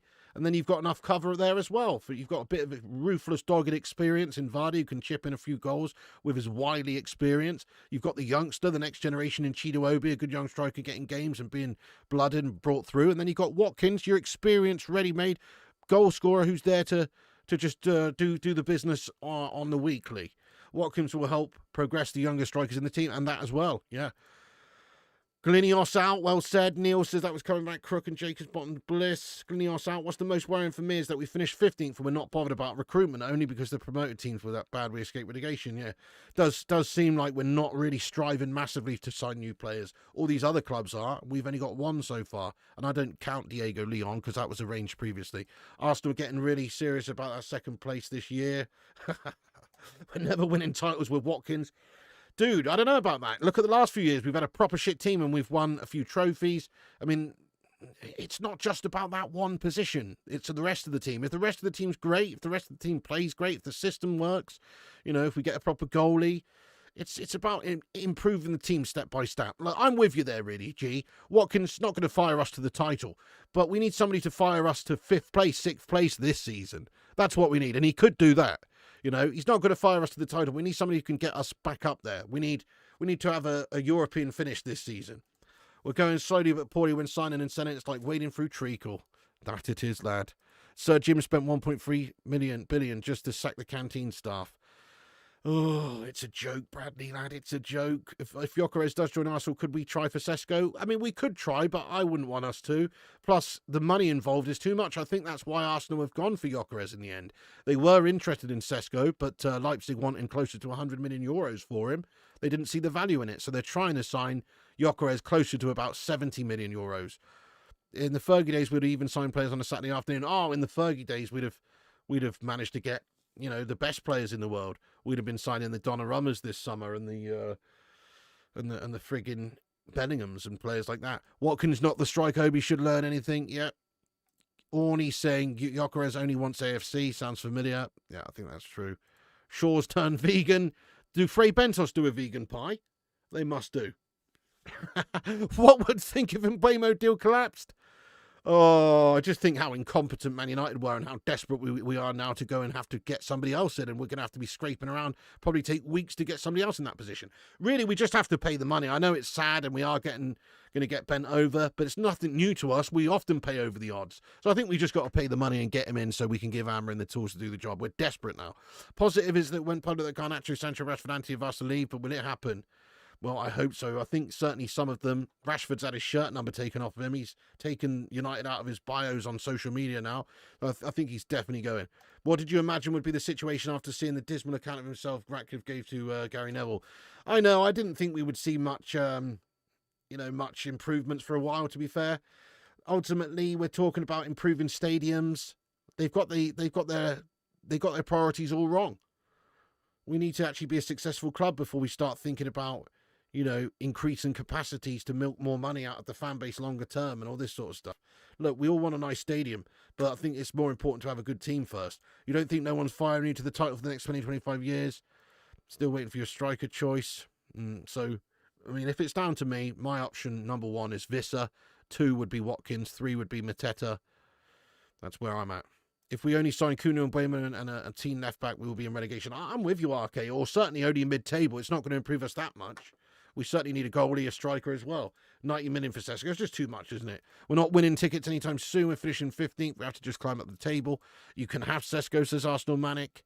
United are worse doing transfers. Ineos still haven't improved. Yes, I am bound central. How you going? We need 2 Sagas to end and Mbeumo and Toxic Sancho. Don't slag off Watkins and not give any alternatives. I reckon Watkins is a good striking option, you know. I do. And I like Visser. I like Mateta. I mean, Osimhen would be a great signing, but he's too much money. And he wants too much money. But he's a great player. Love that we gave Cunha number 10 shirt. I know that is a kick in the bollocks, isn't it? Amorim seeing all this must be absolutely livid. I know. I agree with you, Kazzy. You might do. You never know. If this carries on much longer, if he's having to go on pre-season tour with only Cunha through the door, he may well pack his bags, lad. Gyökeres will not go to Arsenal. Well, it looks like he only wants to go to Arsenal right now. VJ says, let's be positive. We'll be Mbeumo, Watkins, sell the 5 mugs, get Luke Shaw out as well. Well, that's nice, VJ. But again, Luke Shaw's impossible to sell. He doesn't want to go because he's on 100 grand or so a week or whatever he's on. And he doesn't even play. And he just sits around eating Frey Bentos pies. And nobody else wants him. Nice, you still got your Green Glazers out scarf. Rock it proudly. Glazers block transfers. We do not have incompetent staff. They're just doing what they are told. I don't know, RK. I don't know, RK. It's obviously the Glazers aren't doing the negotiations themselves. We still have people in this club that are playing over the odds for players and that are taking too long to get these agreements in place also. The fact Fabrizio said Gyökeres 99 will happen if we won the Europa. Thanks, Man United, for that effort. Precisely, if we'd have won it, it probably would have happened. How many interviews do you think Amorim will give this season? Oh, goodness me. I hope a lot less than last. Scraping the bottom of the barrel, definitely. Dominic Calvert-Lewin incoming, hell no. Yep, exactly. He does need time, especially with his system implemented, a totally different system to what we were playing. Arsenal can get a here we go on Gyökeres within a day, yet we've been negotiating from Mbeumo for a month. It is sad, yes. Gyökeres a 2-goal-a-game player in Portugal, Dave, but not in England. I don't think he'll get that same level here, but you never know. Are we getting the Argentine keeper? Emi Martinez doesn't really look like it at the moment. I hope so. But there's no progressions at the moment. We need to sell players, mate. We just need to sell. It's not really RK. They legally own the football club. I mean, we nothing short of stopping the games taking place like they did with that Liverpool game a couple of years back, where the protests were literally, so it stopped the game taking place. You know, the coaches and all that couldn't even get through. If that happened, then I guess they would have to do something about it. But it would have to be every week, and Man United would suffer until they did decide to go. We'll probably be in the Championship by the time that happened. But then at least we get our club back. Don't think Gyökeres suits Arsenal. Interesting. Sergio Ramos still has legs. Look at us lining up with Højlund as number 9 next season. Need to start playing Where's Wally. Why didn't United go in for Osimhen?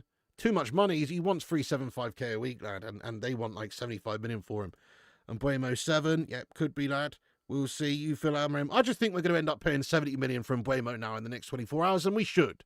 Even though I didn't want to do that a week or two ago, I feel like now we should, as the desperation levels have got higher than ever. Other teams are signing loads of players, and we need to give Amorim the players that he needs to work with them on the tour. Pau Torres, interesting shout. Rip Man United. Oh, no, it's not going to happen. Yes, there is, but fans are sheep. I mean, to be fair, you know, we've got the right manager to tell his players how to defend against that guy, in all fairness. But Solskjaer first, he's doing in the United squad in 2025. It's crazy. Nukes has not been able to score goals, encourages the opposition, meaning you concede more. Easy next. Oh, when the hell is Mbeumo coming? Got to be next 48 hours, lad. We're officially becoming a mid-table club. Dude, we are a mid-table club. Yeah, cheeky little bid from Matoma. That would be nice. Bit old, but they probably want too much money. But actually, he's not that old, is he? I keep thinking he's 30-odd, but he's actually only 28. If we have Højlund as a striker next season, we're dead. It is. Anyway, listen, guys, I'm going to have to wrap this stream up. I've just realised we've been on air for 1 hour and 36 minutes. That is a long time to be discussing this. So we're going to wrap up the stream, but I hope I read as many comments out as I possibly could. I hope I read yours. Nice one, PR Gaming. I know, we need a goalie in, don't we? Yes, Sontas, it's embarrassing. Raskuna, what's up? Mr. Ali Gamer. I mean, the Arsenal scummers are going to be buzzing about their transfer window, aren't they, now? Now with Zubimendi official, and obviously working on Gyökeres, and still looking at players like Madueke and Easy and these sorts of guys.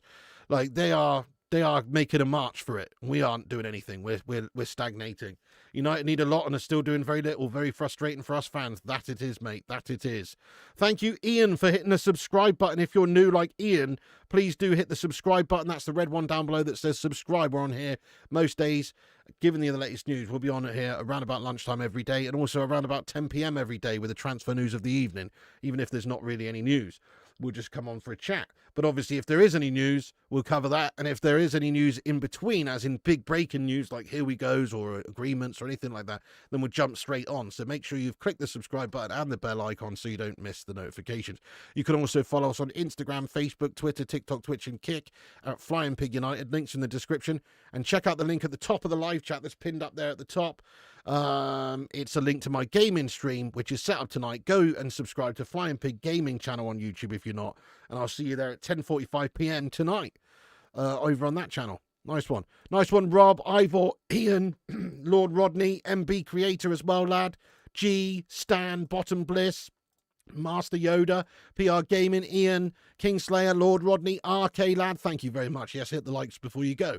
Nice one, PR, Links Red, Eyes Wide Open, Martin Fay, Superstar, Matt Hayward, RK, Craig, Kingslayer, Neil Crode, sorry, Jamie and everybody else as well. Thank you for the chat, guys. Great chat as always. Happy Sunday, folks.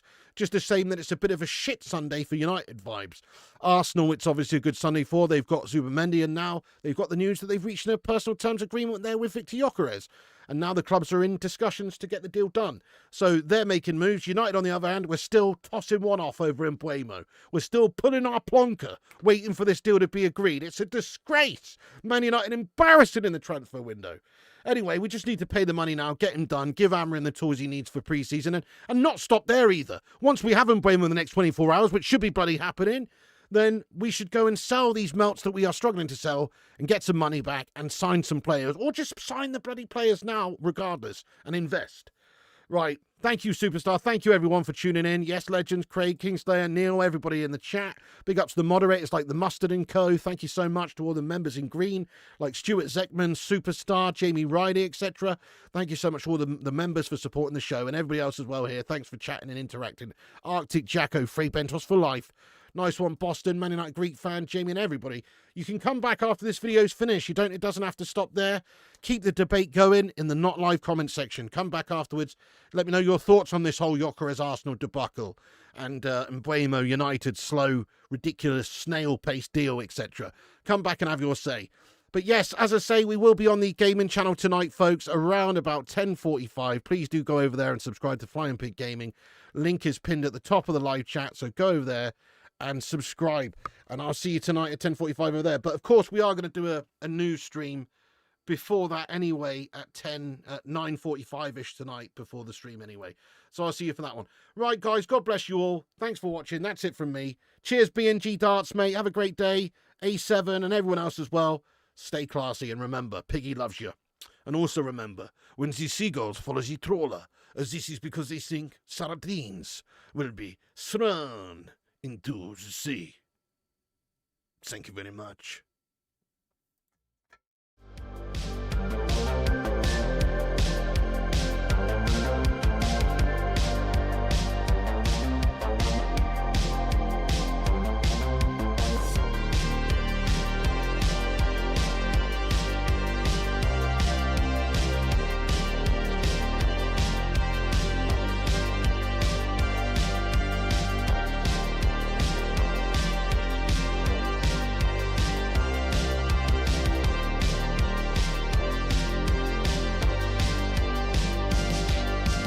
Get in there, you beauties. Thank you so much to all the patrons here for supporting the channel on patreon.com/FlyingPigUnited. As a thank you, all you legends will be appearing on this outro list. Get in there. Once again, thank you to all the YouTube members, but one of the best ways you can support the channel is on patreon.com. So check it out. Patreon.com/FlyingPigUnited. And once again, a big thank you to all the legends that do support the channel on Patreon. Get in there.